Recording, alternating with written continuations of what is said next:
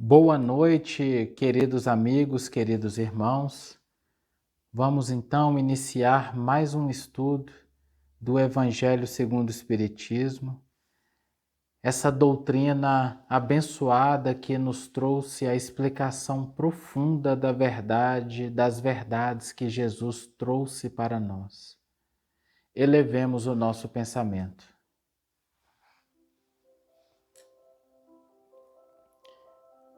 Mestre querido Jesus, como é bom, amado Pai, podermos ter um norte seguro, uma metodologia e esse conhecimento abençoado para refletirmos sobre nós mesmos. Sabemos da importância do autoconhecimento e das bênçãos que essa jornada traz para cada um de nós. Dia a dia que possamos estar mais fortalecidos para darmos prosseguimento a essa viagem interior, buscando compreender em profundidade a essência dos nossos pensamentos, sentimentos e todas as motivações que me levam a agir da forma que eu me comporto no dia a dia. Nos permita estabelecer essa conexão profunda com a nossa essência, de forma que possamos renovar ideias, renovar pensamentos, renovar sentimentos e consigamos promover a nossa iluminação. Já é hora, Mestre Jesus, de pararmos de desperdiçar tempo, perdidos nas ilusões do mundo, buscando as escolas do menor esforço. Já é a hora de abraçarmos o convite de Jesus para nossa transformação no amor, sublimando todos os nossos sentimentos, buscando vivenciar em todas as nossas atitudes a caridade. Sê conosco, Mestre querido Jesus, para que mais uma vez, nesse período de tantos desafios da transição, não percamos o nosso norte e consigamos, sim, abraçar o caminho da paz e da vida eterna. Que assim seja. Que assim seja. Nós estamos ainda no capítulo 10 do Evangelho segundo o Espiritismo, no item 9, o argueiro e a trave no olho. Essa passagem está no Evangelho de Mateus, no capítulo 7, versículos 3 a 5. E na sequência nós temos o comentário no item 10. Porque vedes um argueiro no olho do vosso irmão, vós que não vedes uma trave no vosso olho? Ou como dizeis ao vosso irmão, deixai-me tirar um argueiro do vosso olho, vós que tendes uma trave no vosso? Hipócritas, tirai primeiramente a trave do vosso olho, e então vereis como podereis tirar o argueiro do olho do vosso irmão. É uma passagem bastante significativa e um convite muito reflexivo de Jesus. Porque normalmente a gente vê o contrário, nós achamos que a trave, quase um pedaço de madeira, está no olho do nosso irmão e nós temos apenas um graveto, um cisco. E Jesus nos coloca o contrário. Na verdade, o que nós enxergamos no outro irmão é um pequeno cisco, é um graveto. E a trave está no nosso.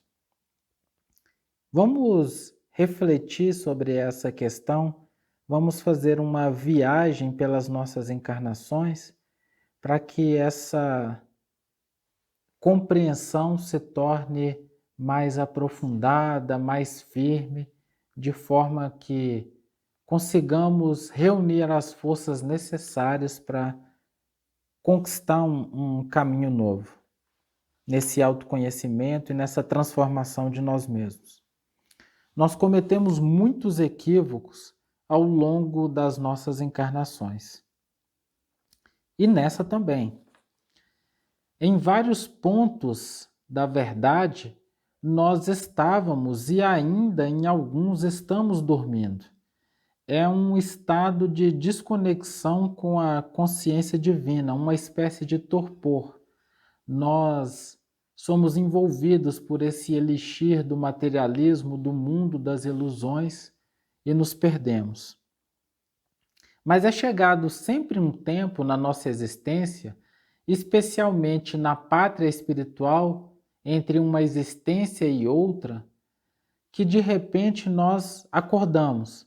Há essa tomada de consciência, um ponto de inflexão. Eu descubro que determinada conduta, determinado pensamento, determinado sentimento, eles são totalmente contrários e eu me converto. E comumente eu digo, nunca mais eu faço isso. É aquele ponto definido de decisão do espírito, onde ele entende que aquela forma de agir, de pensar e de sentir, só está lhe trazendo danos e é totalmente contrária à lei de amor.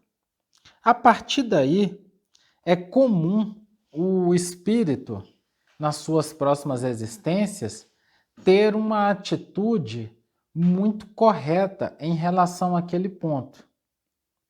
Só que, de igual maneira, nós passamos a esconder as cargas emocionais do que nos levava a agir daquela maneira. Como assim? Não importa somente essa atitude correta. É necessário que eu avalie em profundidade quais sentimentos e pensamentos que me levavam a agir da maneira que eu agia. O simples transformar de atitude não vai diluir todas as cargas emocionais que eu elaborei ao longo desses séculos enquanto eu estava no erro. Então, nós seguimos o caminho, transformando atitudes, mas ainda com essas cargas emocionais muito bem definidas dentro de nós. Até o momento que nós somos sequestrados por elas. É similar a alguém que tem um braço machucado e ela machucou o braço de tanto bater num determinado ponto da casa, na quina de um móvel. Até que um dia ela descobriu que bater o braço na quina daquele móvel trazia todo esse sofrimento, todas essas dores. Ela decidiu não mais fazer isso. Mas o fato de não mais bater o braço não vai reparar o machucado que ali está. Ela precisa fazer algo a mais. É esse o ponto que a gente precisa conversar um pouco. Porque todas as nossas atitudes são sustentadas por alguns sentimentos. E eu preciso renovar esses sentimentos. Eu preciso transformar aquilo que penso e aquilo que sinto. Mas a gente segue, não bate mais o braço e a ferida está ali. E eu tomo um cuidado enorme com o meu braço, de maneira que esse braço não encoste em lugar nenhum. Como esse braço não está encostando em lugar nenhum, eu me sinto bem. Parece que eu conquistei a paz. Até que, de repente, eu me encontro com alguém e esse alguém encosta exatamente onde meu braço está machucado. E é uma dor enorme, uma dor muito grande. E a minha primeira reação, logicamente, é: olha o que você fez. Olha o sofrimento que você está me fazendo passar. A minha reação vai ser uma reação de raiva, de irritação, como se o problema fosse do outro. E eu vou começar a apontar: olha a forma que você pega nas pessoas, olha como você é destrambelhado. e nós vamos descarregar uma série de impropérios. Quando não falamos, pensamos. Quando não pensamos, sentimos. Mas o fato é que a irritação vem. E é quando eu emito aquelas célebres frases do tipo: meu santo não bateu com de fulano, não suporto ciclano. E a gente começa a transferir todo o problema para o outro. Mas a pergunta fundamental no meio disso tudo é: por que que me incomoda? Por que que a atitude do outro me incomoda? Por que que o jeito de agir do outro me incomoda? A verdade é que o jeito de agir, pensar e sentir do outro ativa em mim, reverbera em mim os núcleos de dor, os sentimentos doentes que eu ainda tenho, que nem mesmo eu estou consciente deles nesse momento. Eu fiquei tão acostumado ao simples não fazer mais aquilo, ao invés de refletir para transformar o que me levava a fazer aquilo, que no momento que essa atitude do outro me gera esse incômodo tão grande, eu acho que o problema é dele. Mas eu preciso fazer a seguinte pergunta: por que é que a atitude do outro me incomoda? Qual ferida vai dentro de mim? Qual núcleo de dor vai dentro de mim? E todas as feridas do espírito, elas são autoprovocadas. Ninguém consegue ferir a nossa malha perispirítica, vamos colocar dessa maneira, sem a nossa permissão, sem que a gente queira. Porque não importa o que os outros fazem com a gente, importa aquilo que nós fazemos com que os outros nos fazem. Toda ferida, todo núcleo de dor é autoprovocado, é autoconstruído, é uma escolha nossa, sustentada pelo nosso orgulho, vaidade e egoísmo, que nos leva a estabelecer mágoas e melindres. E aí nós nos sentimos machucados. Então, todos esses machucados são autoprovocados. Mas quando eu sigo por esse outro caminho, porque me incomoda, muda tudo. Muda bastante. E aí nos abre para um ponto central dessa nossa conversa de hoje. Todas as vezes que eu sinto irritação, raiva no relacionamento com o outro, significa que tem um interesse próprio meu envolvido. Todas as vezes que a atitude do outro me incomoda, incomodar no sentido de me trazer emoções e desconfortos, de eu ficar me sentindo mal, significa que o meu egoísmo está em jogo. Porque eu só estou preocupado com o meu umbigo. De que maneira? Vamos supor que determinado indivíduo do nosso relacionamento do dia a dia, ele adote uma postura sem nos consultar, vamos supor que seja a minha esposa, e ela faça algo sem uma conversa prévia. Quando eu chego em casa, está aquela decisão tomada. E na hora me dá aquela dor. Poxa, mas por que que não falou comigo? Qual o objetivo de eu dizer isso? No fundo, é como se eu dissesse o seguinte: por que que você não me consultou? Eu sou tão importante. É como se a gente sujeitasse todo mundo às nossas vontades. Tudo tem que ser da nossa forma. A gente precisa ter a coragem de perceber essas nuances doentes de sentimento que ainda habitam em nosso coração. Então é sempre o nosso interesse próprio, é sempre a nossa vontade, porque todos nós queremos que as coisas sejam do nosso jeito. O outro não fez o que eu queria, O outro não é como eu quero. O outro pensa diferente e isso me deixa desconfortável. Esse é o ponto. Todas as vezes que tem raiva, cólera, irritação, o que nós estamos querendo dizer é que há uma desconexão com o amor. Porque se eu estivesse na frequência do amor, ao me deparar com as atitudes equivocadas do outro, eu sentiria compaixão, porque eu o enxergaria como espírito. Ia ver, ia perceber um espírito adotando uma postura egoísta, arbitrária, e ao perceber isso, eu não ia levar para o lado pessoal, para que fosse atendida às minhas demandas, não foi como eu quis. Eu ia transcender tudo isso e iria enxergar aquele irmão que está agindo de maneira desconexa com a lei divina, ia sentir compaixão, porque todo aquele que contraria as leis está se automutilando espiritualmente, está causando danos para si mesmo.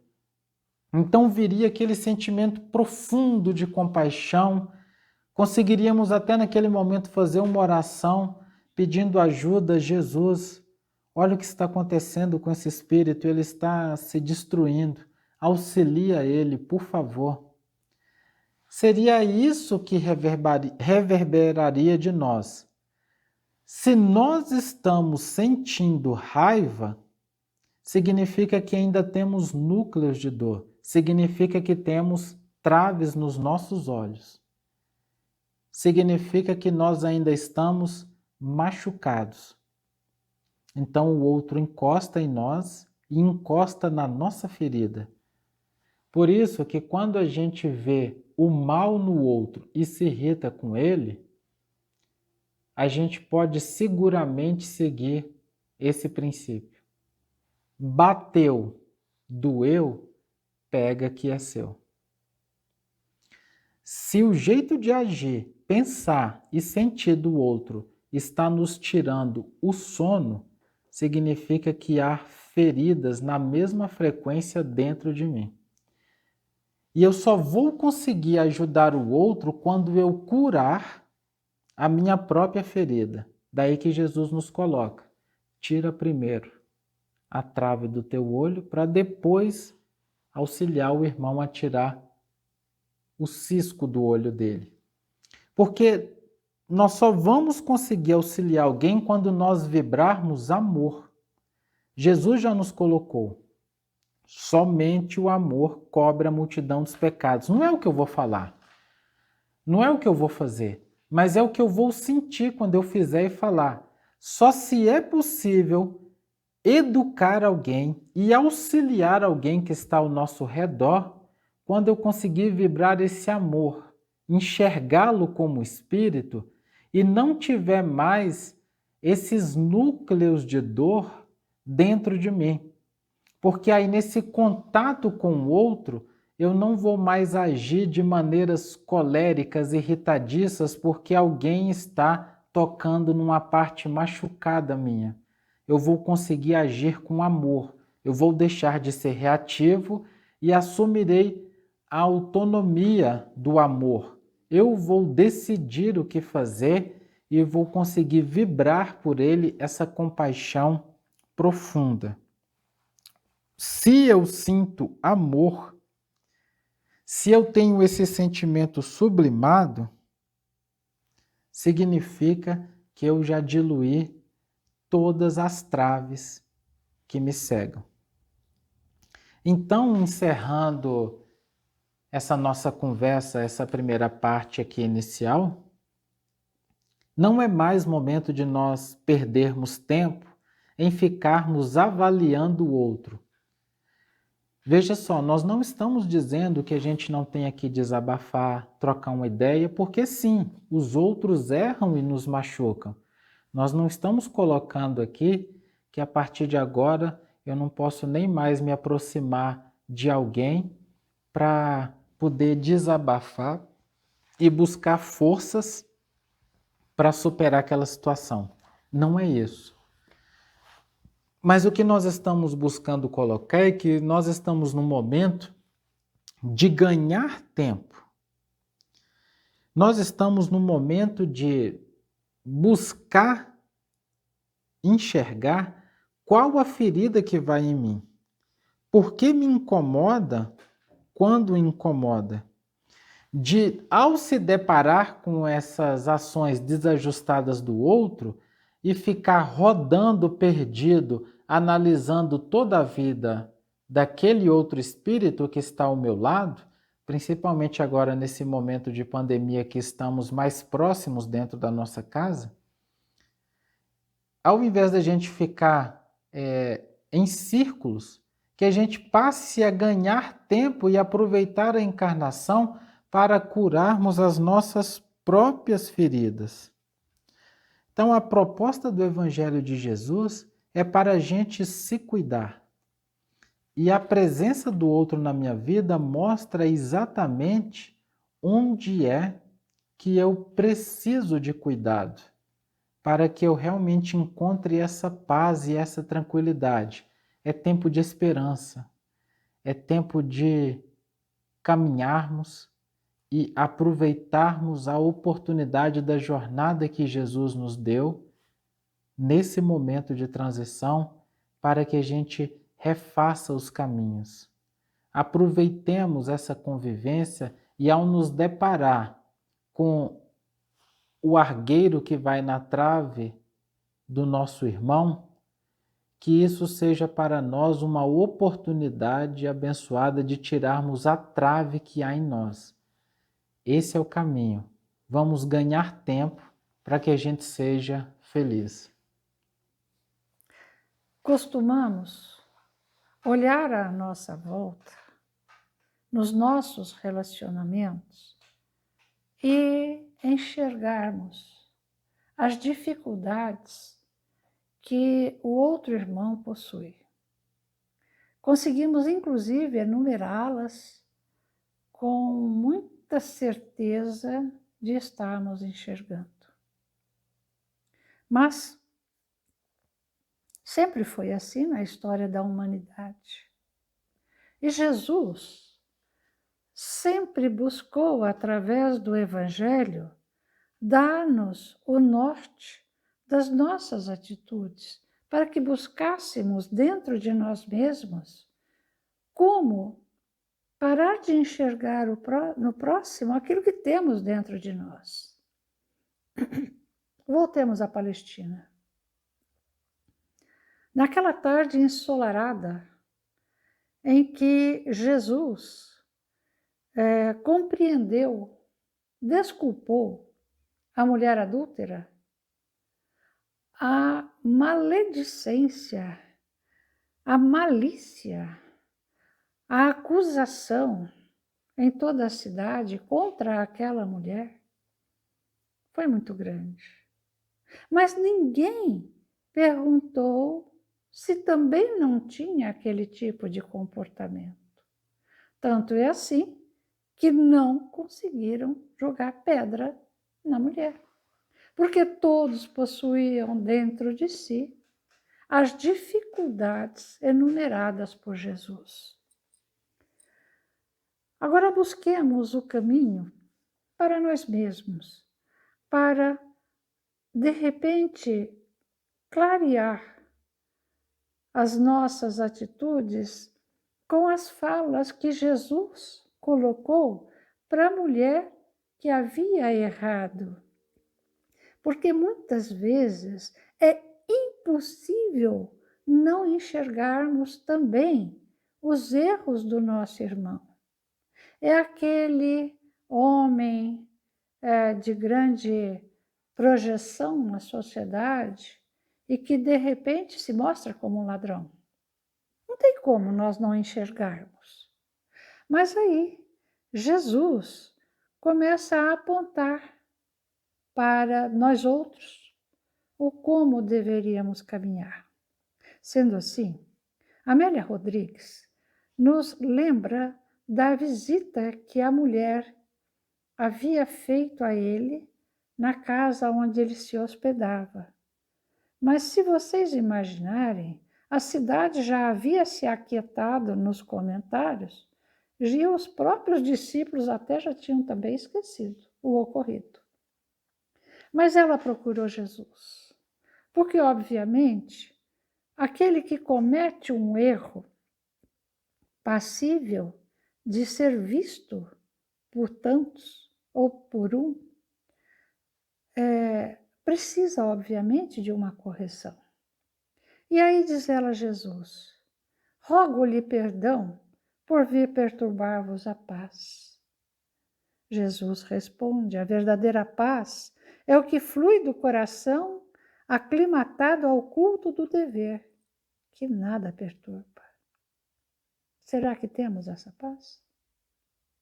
Será que buscamos viver dessa forma? Diz ainda a mulher: peço-vos um roteiro e uma lâmpada acesa de esperança, a fim de prosseguir. E aí Jesus coloca: arma-te de humildade, confia numa manhã. A paciência e a confiança em Deus serão as duas providências iniciais que te facultarão a cura e a renovação da saúde.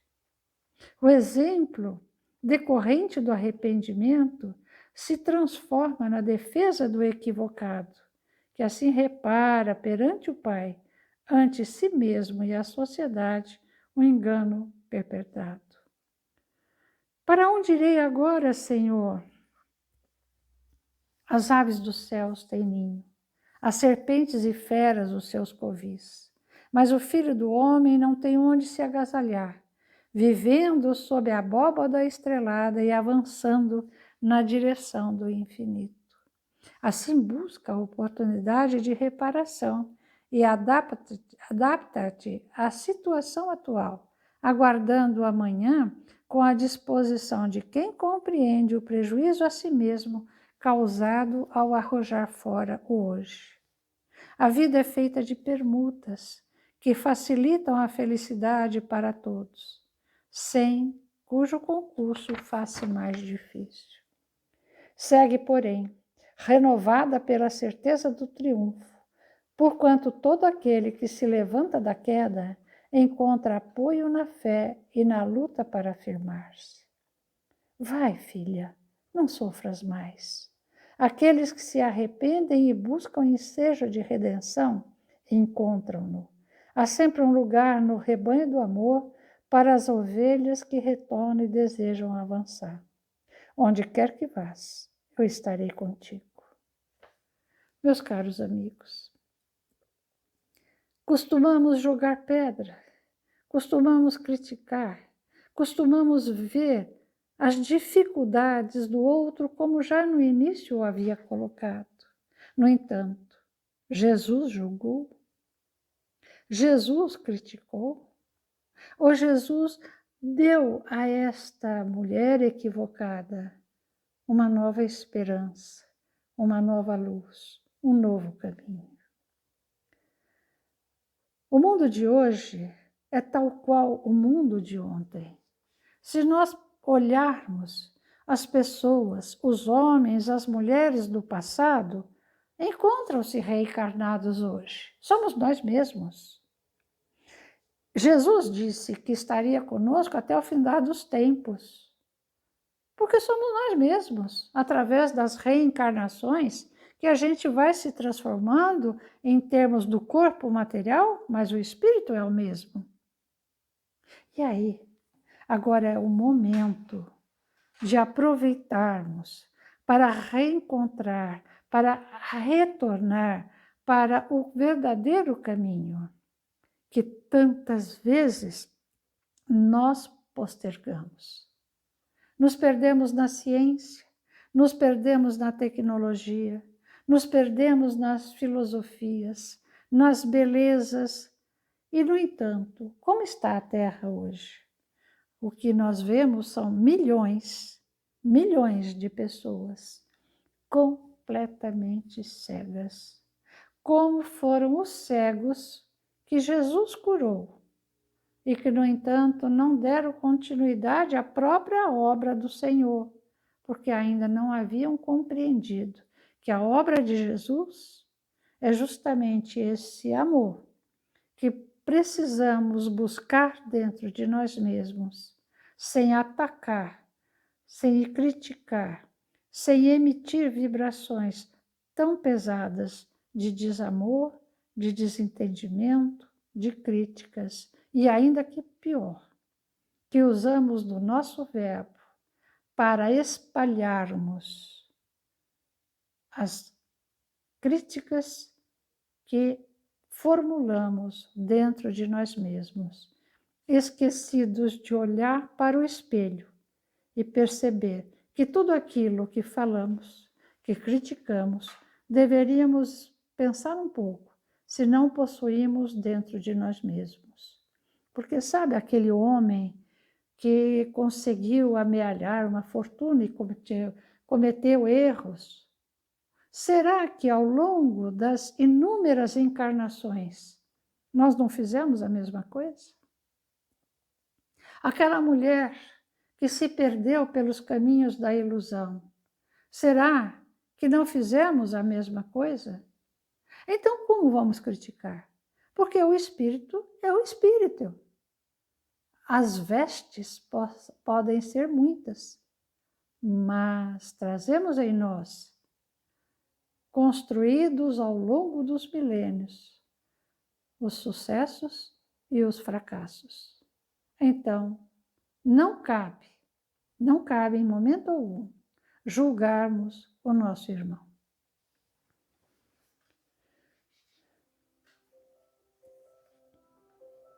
Doce meigo Jesus, agradecemos pela oportunidade de reunidos estarmos em Teu nome. Agradecemos mais uma vez, Senhor, pela presença do plano espiritual superior que nos envolve a todos, buscando mostrar nas entrelinhas do Teu Evangelho de luz os caminhos que devemos seguir.